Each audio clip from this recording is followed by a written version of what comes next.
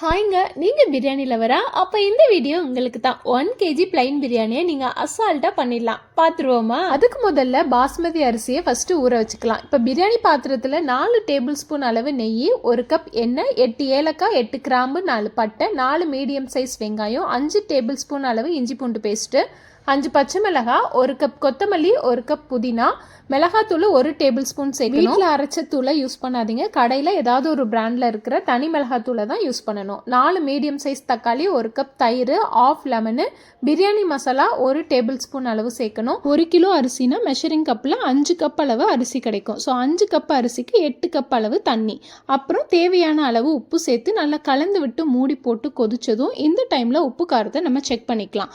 ஏதாவது கம்மியாக இருந்தால் இந்த டைமில் மட்டும்தான் நம்மளால் சேர்க்க முடியும். அப்புறம் ஊற வச்ச அரிசியை சேர்த்து மூடி போட்டு 5 நிமிஷம் ஹை ஃப்ளேமில், 10 நிமிஷம் லோ ஃப்ளேமில் வச்சு நல்லா குக் பண்ணணும். இப்போ தண்ணி நல்லா உறிஞ்சிடுச்சு. இந்த டைமில் மெதுவாக கலந்து விட்டு லெவல் பண்ணி அடியில் தோசைக்கல்ல வச்சு தம் போட்டு 5 நிமிஷம் ஹை ஃப்ளேமில், 10 நிமிஷம் லோ ஃப்ளேமில் வச்சு எடுத்தா சுட சுட சூப்பரான பிளைன் பிரியாணி ரெடி.